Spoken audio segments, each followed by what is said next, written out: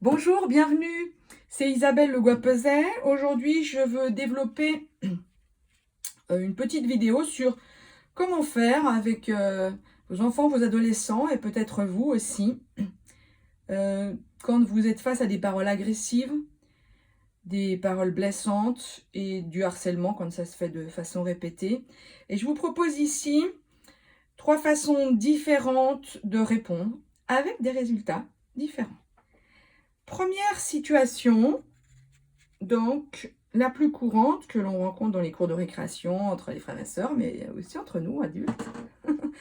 Quelqu'un va vous dire, alors évidemment ça c'est plus de l'ordre, cette phrase-là touche principalement les enfants, les adolescents. Quelqu'un va venir vous voir et il va vous dire « Ouais, t'es moche !» Et là, ça va vous mettre « Et vous allez répondre « Moche toi-même !» Chez lui, ça provoque quoi? Tiens, il m'agresse? Ah bah voilà, donc c'est lui qui va se sentir agressé maintenant. Il va aller dire, il va faire de la surenchère. Et par exemple, il va dire, t'oses encore te montrer là? Waouh! Et vous, ça vous met encore plus dans un état d'énervement, ça monte dans votre colère. Hein? D'ailleurs, généralement, dans ces situations-là, c'est que la colère qui va prédominer, alors que souvent, on a aussi une émotion de tristesse ou de peur qui est derrière. Et vous allez répondre, arrête gros naze, tu t'es vu. Et on assiste à une surenchère, ce qui veut dire que là, avec des mots pareils, c'est donc l'ego qui est en train de parler, principalement. Il n'y a plus d'écoute de l'autre. Voilà. Et bien sûr, ça peut se terminer, si on ne l'arrête pas, par, n'est-ce pas, une situation comme ça, avec la bagarre qui risque de se profiler. Donc, ça c'est une première façon de faire. Il n'y a aucun jugement de valeur. Ça veut dire que parfois, effectivement, on ne peut pas faire autrement parce que vraiment c'était trop violent. Et puis, parce que quand on a un enfant, c'est normal, on s'entraîne à réagir de façon différente. Et moi, en tant que coach familial, coach pour les enfants, les ados, coach pour les couples et thérapeute, eh bien, c'est mon challenge de réussir à vous aider à trouver des solutions. Donc je dis, ok, c'est possible, d'accord, de jouer cette carte-là, mais je dis aussi que, ben voilà, si un jour vous avez envie de réussir à faire autrement, que ça s'arrête, et notamment dans les situations de harcèlement, eh bien si on veut que ça s'arrête, c'est pas forcément. Si tu essaye de voir, est-ce que ça va être la bonne solution? Si ça marche pas, je vous propose à tous une deuxième façon d'agir. Cette deuxième façon d'agir, eh bien, c'est donc deuxième conversation. Quelqu'un va arriver et va vous dire « t'es moche ». Et là, vous allez jouer la carte de qui vous êtes. Ça veut dire que vous allez parler de partie de vous, de l'intérieur de vous. Ça veut dire, là, j'ai mis en avant par ce visage, eh bien, ce qui va répondre, t'es moche. Oh, ça me fait de la peine quand tu me dis ça. Donc, ça me fait de la peine quand tu me dis ça, quand ça se passe ça. Ou je me sens. Donc, moi, je pense que globalement, on a bien sûr de la tristesse, de la colère, ce qui voudrait dire je me sens mal. On pourrait dire aussi je me sens mal quand tu me dis ça. Ce serait plus, où je sens que ça m'énerve vraiment, quand je commence à m'énerver quand tu me dis ça. Je sais, voilà. Et c'est vrai que l'autre va peut-être vous répondre « Oh, pauvre chérie !» Parce que il va continuer à répondre avec la partie de lui qui estime savoir les choses, hein, comme si c'était un sage, un enseignant. Voilà. Donc, il va pas s'intéresser à la partie enfant en vous qui souffre, notamment, on peut parler de... Voilà. Donc, il ne va pas répondre. Mais il ne va pas répondre quelque chose d'agréable. Ce qui veut dire que cette technique avec cette personne ne marchera pas.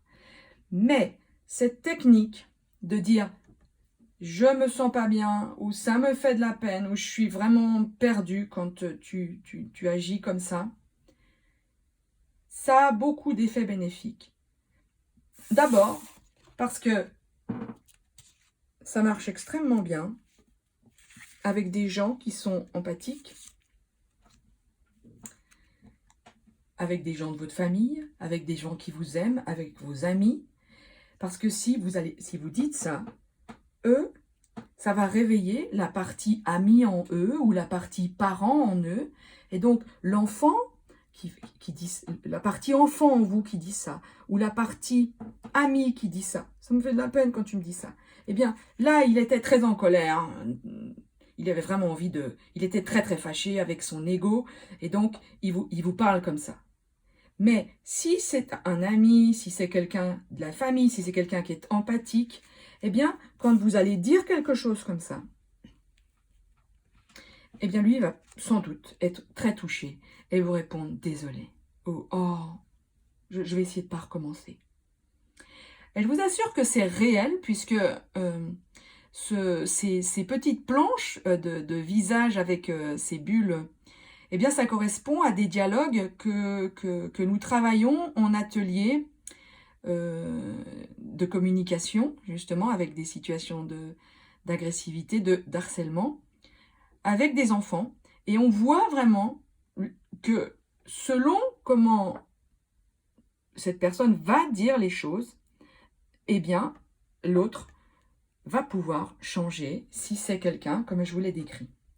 Donc, effectivement, cette deuxième façon de communiquer, elle est efficace, mais elle n'est pas efficace à tous les coups, avec tous les agresseurs. Mais c'est quelque chose qui est utile à utiliser, à savoir.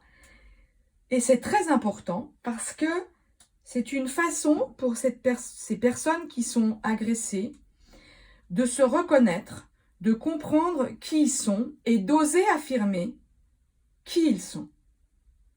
Avec beaucoup de personnes, ça veut dire avec leur maître, leur maîtresse, leur prof, avec leur papa, avec leur maman, avec leurs copains, avec leurs frères et sœurs, à la cantine, dans le bus. Il y a plein, dans leurs activités périscolaires, il y a plein de situations où ce sera important qu'ils s'entraînent à dire vraiment qu'est-ce que c'est je, qu'est-ce que c'est moi, qu'est-ce que c'est que je ressens dans ma partie ami, dans ma partie élève, dans ma partie enfant, dans plein de parties d'eux, pour que c'est une façon très importante de commencer à s'affirmer. Et moi, je trouve ça fondamental et c'est un premier... ce sont des chemins à prendre pour se connaître et pour comprendre l'importance de se respecter et non pas rester sur quelque chose qui serait simplement, comme on l'a vu dans la première situation, on n'est que dans l'agressivité et on ne va jamais voir à l'intérieur quels sont vraiment nos ressentis. Donc c'est très très important de travailler cette partie-là. Voilà. Alors, comme elle ne marche pas à tous les coups, n'est-ce pas? Parce qu'il y a des gens qui disent des paroles blessantes et qui ne sont pas du tout sensibles, parce qu'ils restent avec leur ego, ou parce que tout simplement, ils n'arrivent pas à réveiller leur partie parent, leur partie ami. Non, ils veulent juste être reconnus dans leur partie, on va dire, un peu enseignant. C'est-à-dire que souvent, ils ont d'autres enfants qui les regardent, et donc c'est un peu comme si eux, ils sont en représentation. Donc, il ne faut pas qu'ils perdent la face, hein, faut qu'ils gardent leur pouvoir. Question un petit peu de... Oui, effectivement. J'ai pensé quelque chose sur toi, on en reste là. Voilà. Je veux garder mon pouvoir. Donc, si on reste avec quelqu'un comme ça, bien sûr que dire ça, ça ne va pas suffire. Mais c'est un entraînement à utiliser et c'est une technique à prendre pour certaines situations. Et donc, dans ce contexte, on s'entraîne dans les ateliers à une troisième façon de procéder. Il y a encore quelqu'un qui vient vous dire « Ah, t'es moche !» Qu'est-ce que t'es moche? Et là, on va répondre « Ok, d'accord, c'est ce que tu penses. » Alors, je vais expliquer en plusieurs temps. Bien sûr que vous ressentez de la tristesse, de la colère, de la peur, plein d'émotions. Mais l'objectif, je rappelle, c'est, si possible, de pouvoir arrêter ces situations de harcèlement, de paroles blessantes. Et moi, je vous propose 3 façons. Donc, la troisième façon, c'est celle-là. Répondre. Ok, c'est ce que tu penses. Pour quelle raison? Cette personne qui dit ça, elle a envie de garder le pouvoir. C'est comme si c'est un enseignant qui a envie, un enseignant dans le sens de « je sais hein ». Ce n'est pas une critique du tout, c'est une part de cette personne. Hein. Elle n'est pas dans la partie amie, elle est dans la partie « je sais quelque chose et moi j'ai l'idée que c'est ça ». Quand vous répondez « ok, c'est ce que tu penses », ça veut dire « je te reconnais dans ce que tu dis ». Et pourquoi est-ce qu'on ferait ça? Parce que ce qu'on veut, c'est que ça s'arrête. C'est-à-dire que, à un moment, quand je dis « ok, c'est ce que tu penses », eh bien, on observe que l'autre ne sait plus quoi répondre. Très rapidement, même s'il continue parfois à dire « ah, non mais t'as vu ?» Ah ouais, c'est vrai, t'as raison. Ok. Ce discours, ok, t'as raison, d'accord, oui, c'est ce que tu penses, oui, c'est ce que tu dis. Si vous le dites dans un ton de neutralité, eh bien, ça va toucher chez l'autre cette partie de lui qui se dit « je sais ». Cette partie de lui qui a envie de garder du pouvoir. Quand on fait ça, on lui laisse son pouvoir. Et donc, si on lui laisse son pouvoir, eh bien lui, il va plus avoir d'intérêt à continuer. Il va se dire, ah bon, bah alors, du coup, il est ok. Donc, en tout cas, il faut s'entraîner pour vérifier vraiment qu'est-ce que ça peut faire, ces changements. Alors, on a beaucoup de situations où les enfants disent « Ouh là là, ouais, mais moi, je peux pas dire ça, parce que t'imagines, c'est n'importe quoi, je suis vraiment en colère, je veux lui dire ses 4 vérités. » Oui. Mais encore une fois, ce qu'on veut, c'est que la situation agressante, elle s'arrête. Et donc, moi, je vous dis, cette personne-là, elle joue un jeu de pouvoir, elle agit en tant que quelqu'un qui sait, vraiment, comme un enseignant. Et là, quand on fait ça, eh bien on dit, ok, oui, je te reconnais. Ta façon de dire les choses, je la reconnais. En gros, oui. Oui, oui. Donc, c'est une façon de ne plus agresser l'autre. Et on va le dire sur un ton neutre. Ça va dire, c'est pas, donc ce sera, ok, c'est ce que tu penses. Ok, d'accord. Oui, oui. D'accord. Et non pas, oh yeah, c'est ce que tu penses. Là, évidemment, on le ragresse. Ou alors, oh oui, c'est ce que tu penses. Voilà, hein, avec de l'ironie. Non, non, non, non. C'est vraiment, je rentre dans une neutralité. Et c'est un choix. Et on voit vraiment que ce soit aux États-Unis, au Canada, en France, il y a beaucoup de psychologues, de thérapeutes qui ont travaillé sur ça. Et qui aident des enfants, des adolescents. Et donc moi, avec ma façon d'approcher les choses, je les rejoins sur de nombreux points, et notamment sur cette façon d'agir. Donc, ça veut dire, on dit « ok, c'est ce que tu penses » d'une façon neutre, et il va falloir bien sûr s'occuper de ses émotions. Alors, généralement, quand il va dire « t'es moche », eh bien, ça veut dire qu'on se sera un peu entraîné avant à se dire, la prochaine fois qu'il me dit, je me rappellerai que je vais lui dire, ok, c'est ce que tu penses. Ou d'accord, oui, oui, vous allez vous entraîner. On s'entraîne devant les miroirs, on s'entraîne avec quelqu'un en face de nous dans les petits sketchs et les jeux de rôle que l'on fait en atelier. Et ça veut dire aussi qu'il ne faudra pas oublier, mais alors vraiment ne pas oublier de sortir absolument à un moment chez vous, aux toilettes, je ne sais pas où, sa colère, ou simplement un peu plus loin, vraiment sortir cette émotion et dire, et se dire à l'intérieur de soi, oui, vous avez raison, il y a de quoi être extrêmement triste, il y a de quoi être extrêmement en colère. Oui, ça fait peur des gens comme ça, oui. Et d'aller prendre soin. Et ça, c'est aussi tout un gros travail qu'on fait en atelier ou pendant les séances individuelles quand vous venez voir. Eh bien, ce travail sur les émotions. Bien sûr, je reconnais, mon Dieu, comme c'est dur ce qui me fait vivre cette personne-là. Ces mots qu'il me dit. D'ailleurs, au moment où je le dis, c'est vrai que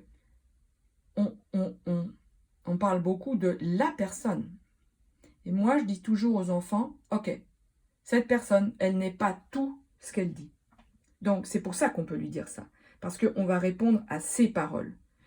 Et quand vous êtes triste, vous êtes en colère, bien sûr que vous mettez cette personne dans la chose. Mais moi, souvent, et là je me suis fait piéger, c'est rigolo, mais souvent je trouve très important de dire, c'est la situation qui nous pèse. Cette personne-là, vraiment, c'est abominable, c'est terrible comment elle me parle.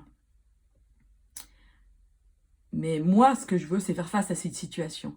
Que plus jamais, ou que, en tout cas, vraiment, ça s'arrête cette situation, et que moi, je sois capable de lui dire ça. Ok, c'est ce que tu penses, et de voir, parce qu'on le voit vraiment souvent. C'est vraiment une bonne technique, de voir que l'autre ne sait plus quoi répondre. Et s'il ne sait plus quoi répondre, ça veut dire qu'il s'est senti respecté. Ça ne veut pas dire que peut-être il ne recommencera pas sur un autre registre. Mais vous avez trouvé comment faire pour vous détacher de ça, tout en prenant très très bien soin de vos émotions à un autre moment. Parce que vos émotions, elles font partie de la partie petite fille ou petit garçon en vous, de la partie ami, de la partie,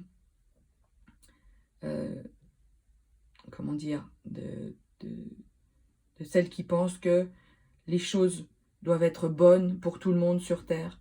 Elle fait partie de plein de parties de vous, de votre enseignant aussi, à l'intérieur de vous, qui dit que c'est pas comme ça qu'on doit communiquer. Et une autre partie en vous, et peut-être c'est la partie, je ne sais pas, la partie qui veut prendre soin de vous, hein, qui va être capable de dire, d'accord, c'est ce que tu penses. C'est-à-dire que c'est un dialogue à l'intérieur de vous, avec une partie qui va être capable de dire ses paroles, partie raisonnable, une partie qui est un peu comme un thérapeute, ou comme un coach, ou comme un enseignant, qui va se dire, bon, ok, j'ai compris que c'est cette technique. Et puis, les autres parties qui sont vraiment trop dans des états d'émotion fortes, eh bien, elles, vous en prendrez soin à un autre moment. Mais ça veut dire qu'à l'intérieur de vous, il y a plusieurs parties qui cohabitent. Et c'est comme ça que vous pouvez régler certains problèmes. Voilà ce que je voulais dire. Alors, bien sûr que je développerai tous ces thèmes-là plus longuement parce qu'il y a d'autres choses à répondre. Je préfère m'arrêter là pour l'instant aujourd'hui. Le plus important dans ces situations, c'est de s'entraîner, de voir ce qui marche et de permettre à cette personne-là qui se fait agresser de développer des compétences, de sentir combien elle a de la force en elle, combien elle est importante, combien elle peut se faire confiance, combien elle a une forme de puissance. Parce que